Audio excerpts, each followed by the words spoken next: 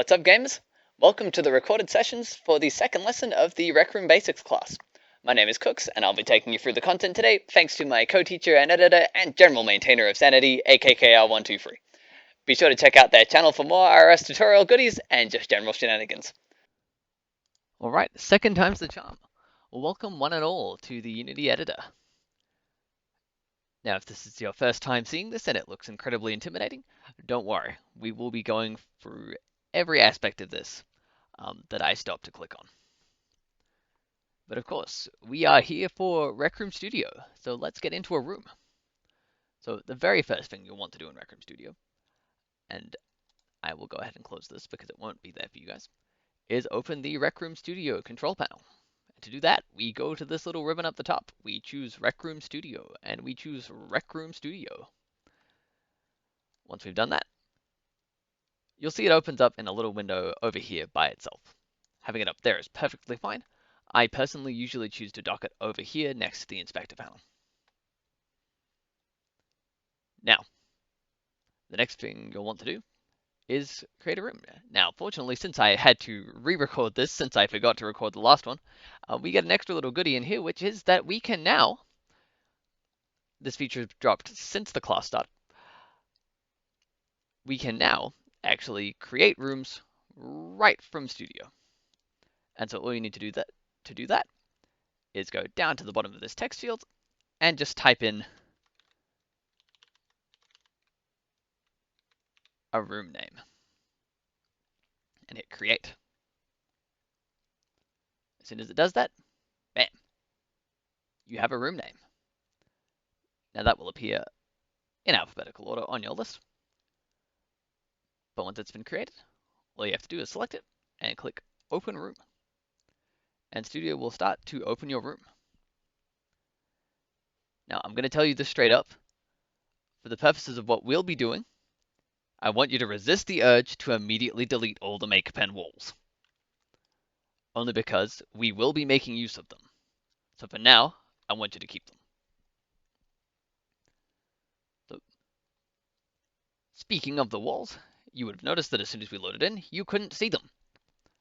To navigate over to the wall, to actually navigate in the viewport, all you got to do is hold right click and move your mouse and it'll point just like a first-person shooter.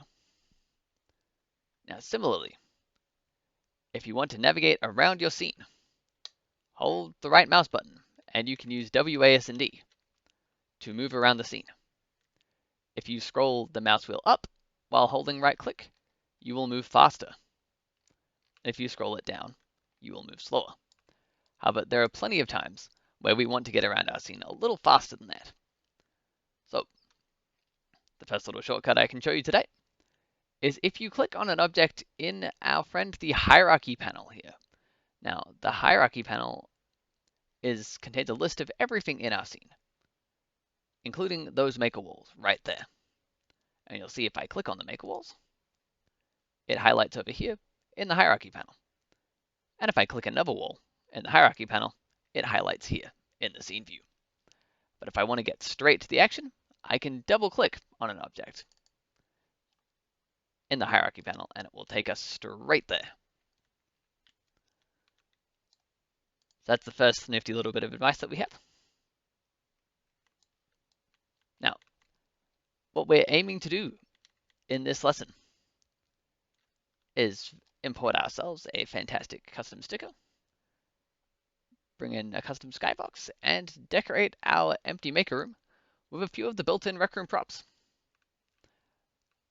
Now, having said that, I'm going to get you to do these things in reverse order.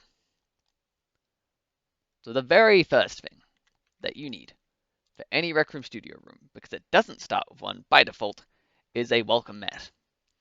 Now, where do we find that, you ask? That's a very good question. Now, I accidentally clicked on it before, but down here in the project panel, this is where everything in your project lives. So all of the assets that Rec Room includes for you, all of the assets that you'll bring into your project, everything that comes in as part of a package, it all lives here. And this is actually a location on your computer as well, which I will show you in a little bit. But for now, what we want when we're down here is this little understated search box right up the top of the project panel. Mark well where it is because we'll be spending a lot of time here. Now what we're going to look for is welcome. And we get one thing, which is a sound clip, not what we're looking for.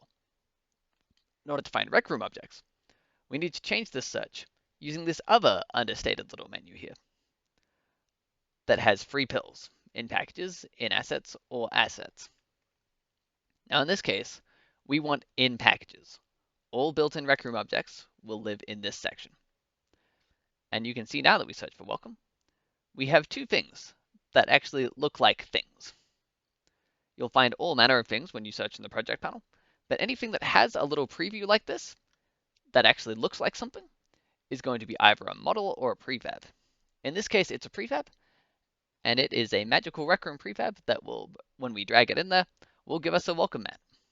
So without further ado, let's choose a welcome mat v2 and drag it. We'll click and drag out of the project panel over here into our room.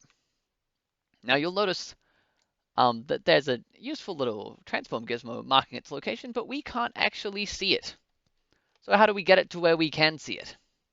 Well, we could use these little drag handles here. But for the sake of the introduction, allow me to introduce to you the inspector panel. This is usually what you will have docked up here on the right-hand side. Now, one very useful thing that Studio lets us do that you can't do in Rec Room is manually specify the coordinates for where something should be in world space. So for argument's sake, let's say we want our welcome mat to be at 0, 0, 0, the center of the world, so we can find it. All we have to do is navigate over to the inspector panel here and change the position of the transform component here to 0, 0, 0.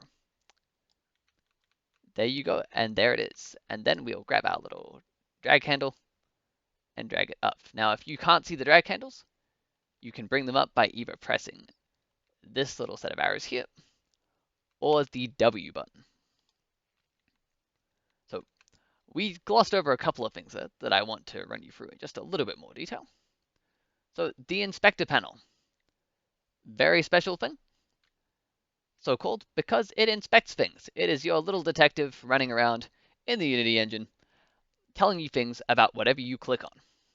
And I mean whatever you click on, wherever you click on it. So if you click on something in the scene view, the inspector will inspect it. If you click on something in the hierarchy panel, the inspector will inspect it. You click on something in the project panel, the inspector will inspect it. You get the idea. Whatever you have highlighted, the inspector will tell you things about it.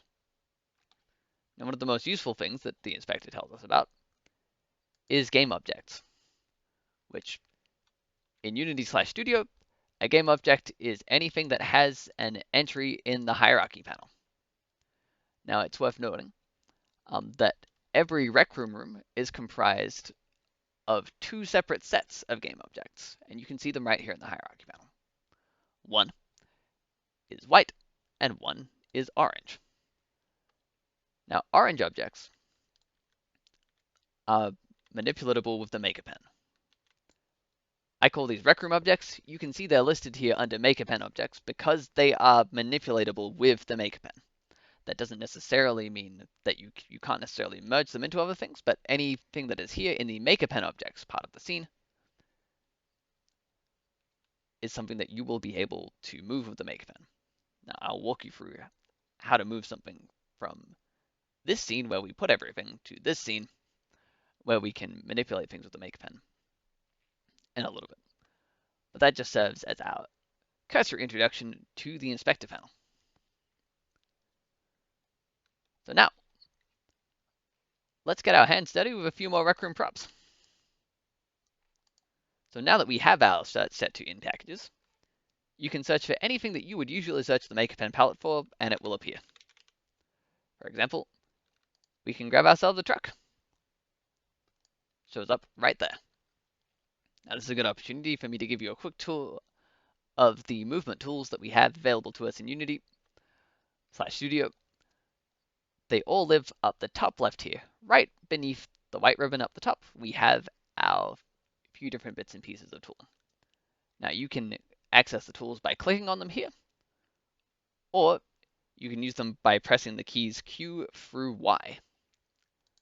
So we have the hand tool that will simply adjust our scene view.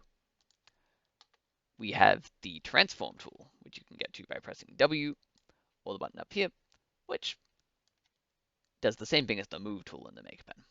Brings up a handy little set of arrows that let you move things.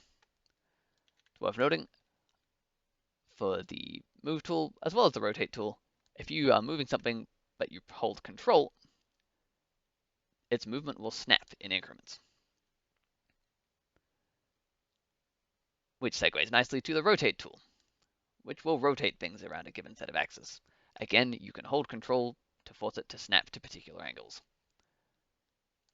Fourth, we have the scale tool, which does exactly what the name suggests. It scales things. Now, bear in mind, any Rec Room object, so anything in the orange scene, has to have a uniform scale.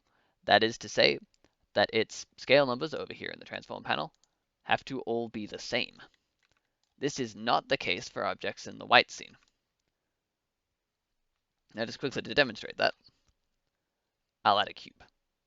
You can do that by pressing the plus button up here in the top left of the hierarchy panel, 3D object, and then cube. Like with most things, we have to reset its position to 0, 0, 0 before we can really do anything useful with it. Use the transform to move it up somewhere useful.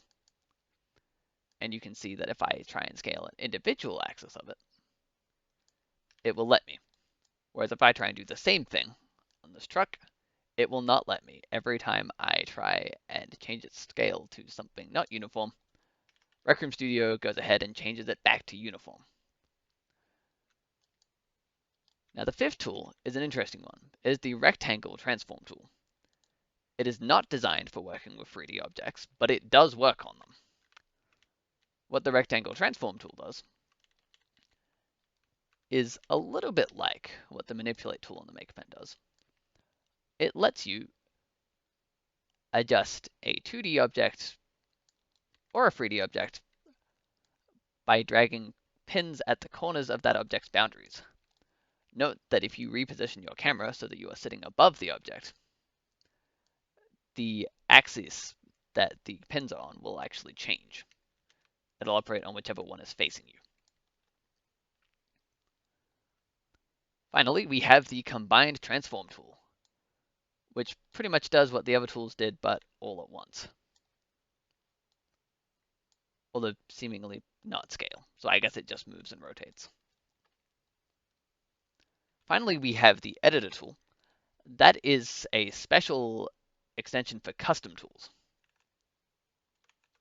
It doesn't do anything, at least with the default set of add-ons that Studio gives us. So now that we've given you a quick overview of that, there's only one other essential panel that you need to be introduced to at the moment, and that is the console panel. On a good day, you will never need to look at this. The only time you look at the console panel is when something goes wrong and you need to, and someone, if you go and post a question in the RRstudio Discord or in the Need Help channel on the Berry Patch or any of the other servers where this content can be found, often more experienced studios will ask you, what's in your console? And that's where you go into the console, dig it up, and give it to them so they can work their magic. So, moving on from here. You've seen how we grab things that are Rec Room objects, and that we can't scale them in a way that isn't uniform. You've seen how we add a regular object, and that we can scale those in ways that aren't uniform. Just for good measure, find ourselves a plant. You'll notice that objects that we add with the plus menu behave slightly differently to objects that we drag in from the project panel.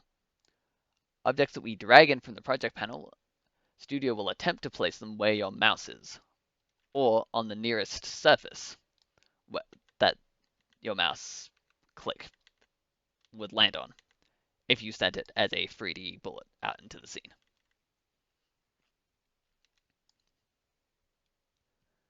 So having taken care of that, you've seen how to get at things that are already in the project panel or already in your scene's resources. But how do we set that up how do we add one for ourselves? Well, for that, we're going to want to make some folders. So the first thing I recommend you doing is making a folder to hold all of your things. Now you can do this by going down into the project panel like I just did and right-clicking in any empty space here. Now I just want to let you know that this assets folder is the top level folder that has all of your assets in it. And we'll see where that lives in a moment. Actually, no, we won't. We'll do it now. So if I click on Show in Explorer, if I right-click on an empty space, that is, and choose Show in Explorer, you'll see that it opened up a new Explorer window, and that Explorer window is actually in the location on our computer that our Rec Room Studio project lives. This will be important in a second, but for now I'm going to close it. So, ending the sidebar, we're going to right-click in an empty space, go Create, and then from this intimidating-looking list, we're going to choose Folders, third from the top. And I'm going to call it _ projects. You can call yours whatever you like, but I recommend calling it something that starts with underscore simply because that will sort it to the front of this list. Now, as you start to bring in more assets from different creators, and as you start to work with more people in your projects, this list looks quite simple now, but it will very quickly get very crowded, and you want to be able to find where your things are. So inside of this projects folder, usually I'll then create a folder for the individual project that I'm doing, which in this case is How to Studio. And then inside that folder, there's a lot of folders here, but bear with me, if you take the time to organize your stuff well now, you will thank yourself 100 times over in the future. So from inside this folder, we are going to import a texture that we are going to place into our scene. So I'm going to show you how to bring a custom picture into Rec Room through Studio. So to start that process, from our project folder, we're going to create one more folder and call that Materials Textures. You don't always want to have your materials and textures in the same folder, but for our purposes, it makes things less confusing. So in this case, we will. But most assets that you import will have your materials and textures in separate folders. So for now, we're going to navigate ourselves over to the Berry Patch Discord. Shout out to Freckle for letting me host this class in her server. And we're going to head on down to the notes. No, we aren't. To the lesson resources channel. And we're going to choose lesson 1. We're going to look at this big, bold, beautiful piece of duct tape. I'm going to click on that. And we're going to right click and choose Save Image. Now bear in mind, this will work when you save something in a browser too. Now we're going to leave this as it is for a second, and we're going to Alt-Tab back to Studio. And in an empty space in our project panel, I'm going to choose right-click and Show in Explorer. Now this window that's just opened up is the location on our computer that we want to save our duct tape. But how do we tell, this is obviously a file explorer window here, but how do we tell the window that's just opened up on Discord that that's where we want it? Well, we can actually take this exact coordinate of breadcrumb trails here by clicking in the empty space at the end of this breadcrumb trail. And you'll see here, a project folder shows up, or a file path shows up. Now we're going to copy it, either by pressing right-click copy or Control-C. We're going to Alt-Tab back to the Discord window. We're going to click at the end of this same set of breadcrumbs. We're going to press Control-V or right-click and press Paste. Then we're going to press Enter. And bam, we've been teleported to the same folder that the other Explorer window opened to. So now that we've done that, we're going to double click on our Materials and Textures folder, and we're going to click Save. Now, it doesn't look like anything's happened yet, but when we switch back to the Unity editor, it's going to stop and load for a second. And we'll see that voila, it has imported the duct tape into our project. Now, this is fun, but there's not anything that we can actually do with this yet. We don't actually have it in the scene where we can see it. To do that, there's a couple of other things we need to take care of first. So the first thing I'm going to get you to do is spawn in a plane to put our picture on. To do that, we go back to the hierarchy panel, we press the plus button in the top left corner, we choose 3D object, and we choose plane. As you can see, as is often the case, it spawned somewhere rather unhelpful, so let's bring it a little bit closer to us. So here's our plane. It's pretty big, so I'm going to use the scale tool to scale it down a little bit. Move tool to move it a little further away. Rotate tool and holding control, I'm going to rotate it 90 degrees so it's sitting upright. Now, one thing to note about planes in RRstudio/Unity is you can only see them from one side by default. So if you spawn in your plane and you turn it around and find, oh no, it's gone invisible, check the other side of it, because you're probably just not looking at it from the right way.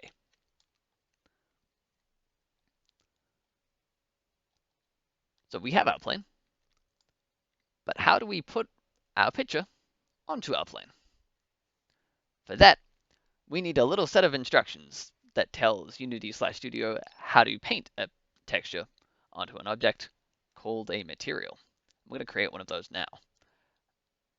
From the bottom panel, from the project panel, we're going to right-click, choose Create, and Material, which is roughly in the middle of this very long list. This will create a new material, and we will call it duct tape. Now you'll notice that when I clicked on the texture and when I clicked on the material, the inspector panel changed because that's its job, to inspect whatever we happen to have clicked. And you'll see that there is a fairly scary looking array of controls that has opened up for our material. However, right now we are only interested in one piece of this, and that is under the surface inputs drop down here, the base map slot. Now you'll see there's a couple of things going on here, but you'll see a little dot next to the base map label. Keep an eye out for those dots, because anywhere that you see one of those dots is somewhere where we can put an asset. Now, when you're inspecting a material, you're going to want to pay careful attention to where there are these tiny little inset squares next to a dot, because that represents a place that you can put a texture. And as it so happens, we've just brought in a texture. So we're going to put our texture onto this square.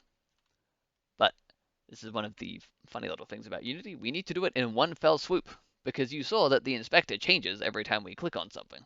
So what we need to do is we need to bring our mouse over, we need to click and hold on our duct tape and drag it all the way over to this square in one fell swoop. If we accidentally click on the texture by itself, and I'll demonstrate this now, you'll see that our material controls disappeared. So clicking on our material again to highlight it in the inspector, we're going to click and drag in one fell swoop over to the square until it highlights and turns blue, and then we're going to let go of it. And you can see now our little representation of our material in the project panel has changed. Now that we have this, we can click and drag it out of our scene, or out of our project panel, onto our plane. And voila, some beautiful duct tape. Now I had in mind to create this as a sticker, because that's going to be the homework for this lesson, is to decorate 3 different walls of your room with props and stickers of different themes. Now you'll notice we have this great big black background on our sticker. Most stickers don't have that. How do we get rid of it? Well, to do that, we go down to our material again. We click on it in the project panel. We head over to the inspector panel, and we're going to change one particular control here. It's under surface options and surface type. We're going to change that from opaque, or opaque, as my good friend calls it, to transparent. There we go. Background be gone. This is upside down. As an Australian, that's usually the way I prefer things, but to be accommodating, I'll turn it the right way up. We can drag this over to the wall so it looks like it's just about flush with it. And magic. We now have some duct tape stuck to our wall. So that's how you import a custom picture, and you can use that on just about any picture of your choice. I will just very quickly go over one other way. So you saw that we did things the easy way, and we dragged the material from our project panel right onto the object. The other way that we can do that is when we have an object highlighted. Now, any object that you can see in the scene will have a renderer of some kind. And you can drag materials onto anything that has this mesh renderer component. Now, components are anything that have a little bold header over here in the inspector panel. Now, you might remember before I referred to these things in the hierarchy panel as game objects.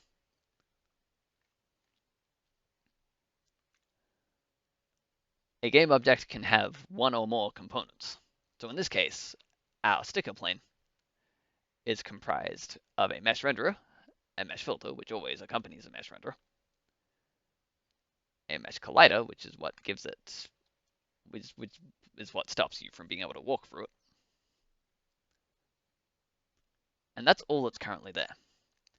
However, we might want to distinguish our duct tape sticker from the other things in our scene. To do that, we'll rename it. Now, you can do this in one of three ways. I'll save the one I normally use for last. The first way is by choosing the object in the hierarchy panel, right-clicking, and choosing rename. This will make the text editable so you can rename it.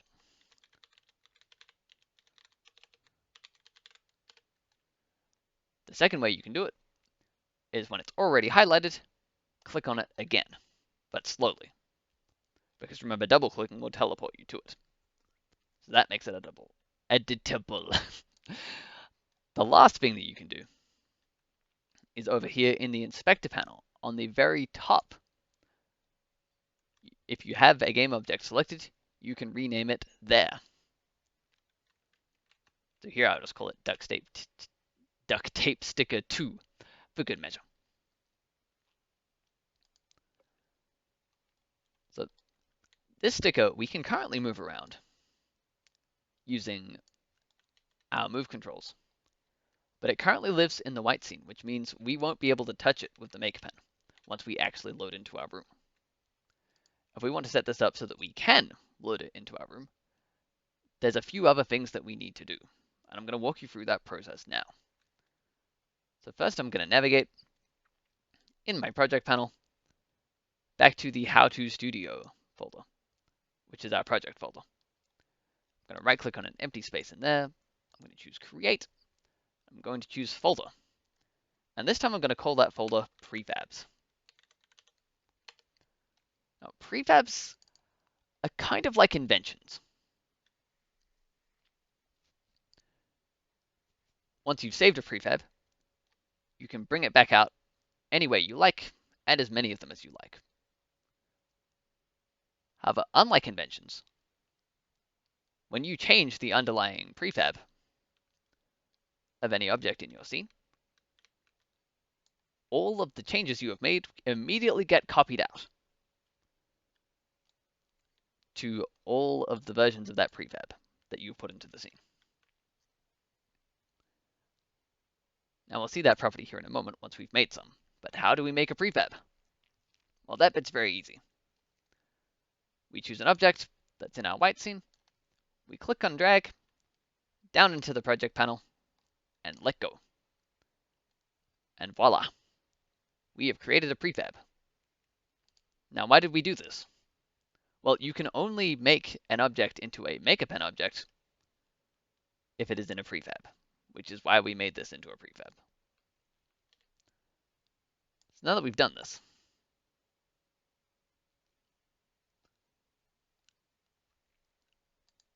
I'm going to highlight our prefab in the project panel. Now you'll see when we highlighted it, the inspector panel lit up with roughly the same things that show up for our prefab when we click on it in the hierarchy panel. But when we click on it in the project panel, it's actually going to make changes that will affect every version of this. And I'll demonstrate that real quick. You can clone objects in Studio by clicking on them and pressing Control D. So I'll do that a couple of times here. And now you'll notice, if I click on the prefab in my project panel and say change its rotation, actually nothing happens because that gets overridden somewhere else. But if I, for example, decide I'm going to disable the mesh renderer to make it invisible, you'll see they all disappear. And if I check it again, they all come back. So that's just an example of how changing the prefab will propagate out to every version of the prefab that is in the scene. Just a side note, you can tell if an object is a prefab or not because it will have this blue cube next to it in the hierarchy, and its title will also be blue. But what we're going to do is take ourselves off to a magical blue land of prefab editing by double-clicking on our prefab in the project panel. Welcome to the land of blue. If you got here by accident, don't panic. You can always go back by going to the top left of the hierarchy panel, and when you're inside of a prefab, the prefab name will appear up here at the top of the hierarchy panel, but there will also be a little arrow here below the plus button that will take you back to the scene view that you came from. But now that I've shown you that, we're going to go back in there.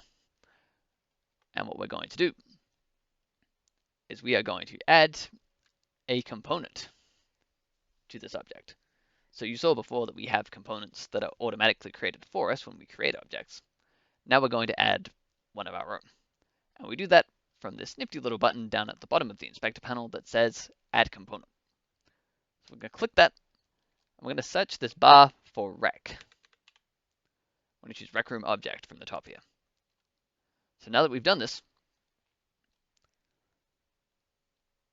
Studio will start treating this prefab as a Rec Room object. But there's one extra thing we need to do before this will work. In order to interact with the make-append, a Studio object needs to have a special type of collider. So we don't generally need to deal with colliders too much when we're making things with the make-append. But under the hood, any object that you can run into has a collider on it. And the make-append is a little fussy about which colliders it will and won't interact with. So it accepts either a box collider, and I'll show you just for demonstration's sake that you can add these here if we search for col. The make-append will interact with either box colliders, capsule colliders, sphere colliders, or mesh collider, like we already have, but it has to be convex. We have to check this little convex box. Now, on a plane, this didn't do anything. It looks perfectly normal. However, if you do this on an intricate 3D object, you will see that it tries to shrink wrap the object best it can, because what convex means is an object that doesn't have any angles that cut into itself. So for example, like this side of the duct tape as it goes around. Now, I want to remind you, this is not an applicable example here because this is a flat sticker and it's not a mesh. But if this was a mesh, this curve here is a convex curve because it doesn't curve into itself. It doesn't create any indents. Whereas this little section down here, this is concave because it creates a little insert into the overall shape. So we just want to make sure we check that convex box, and that way we can interact with it. Now that we've done that, we can save the changes to our prefab by either pressing File, Save, pressing Ctrl S, or if you make changes to a prefab and you try and leave the prefab editing mode, again, by pressing this little button up here in the top left of the hierarchy panel, it will prompt you to save if you haven't saved. So now that we've done that, if we look for our duct tapes up here in the white scene, they are nowhere to be found. They've all migrated down to the orange scene, which is where they live now. And now that they're there, we'll be able to select them with the make pen and move them around once we load into our room. So that's the second little goodie that I'm bestowing upon you today. However, there was one more thing that I promised that we would do, and that is change the skybox. So that is what we are going to do right now, is import a custom sky. So going back to the project panel, back to our RRstudio folder, we're going to go back to our materials and textures folder, and we're going to redo the same trick that we did last time. We're going to go back to the Barrier Patch Discord, Notes and Resources channel, or rather the Lesson Resources channel. And we're going to pick a sky from some of the ones that I've brought in here for us. This one's my personal favorite. So when we click on that, we're going to again choose Save Image. And again, just like we did last time, we're going to tab back into the Unity Editor /Studio. We're going to choose right-click in the bottom of our project panel in an empty spot. We're going to choose Show in Explorer. We're going to go into Materials-Textures. We're going to click at the end of our breadcrumb trail here. We're going to copy. We're going to open up our Discord window again, our Save As window. We're going to click at the end of our breadcrumb trail. We're going to paste. We're going to press Enter. I just realized that I put that in the wrong folder, or the wrong window. We're going to copy that from this window. We're going to open the Save As window. Click at the end of the breadcrumb trail. We're going to press Enter. And then we're going to press Save. And when we open up the editor again, you'll see that our skybox is coming. However, it's not quite ready to be used as a skybox just yet. There's one thing we have to do to it first. Actually, there's two things we have to do to it. So you'll notice that when we brought this in, down the bottom of the inspector panel here, because the inspector tells us things about whatever we've got highlighted, you'll see that it says 1024 by 512. Now that's a decent resolution, but it's kind of small. And for a skybox, we're going to want a little bit more detail. So what we're going to do is with our skybox texture selected, we're going to go up to the Rec Room Studio button in the ribbon. We're going to choose Texture Import Settings. We're going to drag up this window, and we're going to choose Overwrite Default Mech Texture Size. And for all platforms, we're going to bump this up to 2048 by 2048. Now, just want to clarify, I don't recommend doing this for most. Whoops, I have to do it again. I don't recommend doing this for most textures. Only do this when you absolutely need to. But for skyboxes, it's quite important. So go ahead and hit apply. And you can see now our numbers have bumped up a little bit. Now that we've done that, we're going to go up to the top of our inspector panel with the texture highlighted. And we're going to change the texture shape from 2D to cube. Now, I need to reiterate, this only works on certain kinds of textures. It has to be a skybox texture. In particular, this is what we call an equirectangular skybox texture, which you don't necessarily need to know what that means, but if it's a perfect 2x1 rectangle like this, and everything looks really curvy on it, it's probably an equirectangular skybox texture, and therefore you can use this on it. And so now that we've done this, well, First, we're going to go and click Apply at the bottom of our inspector to save the change that we made to the texture. That's going to go and re-import it, and you will have noticed that in the project panel, it is now a sphere. So now it's a sphere. I'm going to show you the quick way to do this, which is we can just navigate out to our sky, drag it out of our project panel, and straight into the sky. Voila! Magic.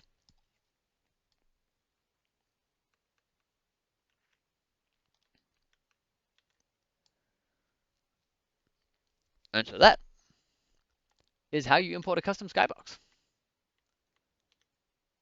Now, if you're watching this for the first time and trying to follow along with the class curriculum, the homework for this lesson is to take the Rec Room props that I've shown you how to spawn in. Doesn't have to be these ones, can be any. And import some custom stickers of your own. And I want you to decorate each of the walls of your maker room according to a different thing. You don't have to get too intricate with it. You can get as creative or not creative as you like. But that's what I want you to have done and ready by the time the next class starts. Or if you're watching this after the fact, you can do this before you watch the next video. Or I recommend. You don't have to. You do you.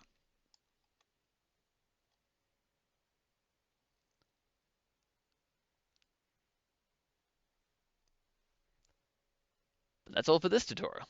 Thanks for watching. That brings us to the end of this video. Thank you very much for watching. Kudos if you watched all the way through, and if you didn't, thanks all the same. This would not have happened without the encouragement of Freckleberry and the wonderful community over at the Berry Patch Discord. If you're interested in taking one of these classes in the future, or just down to meet a great group of people, you should totally join up. Link is in the description.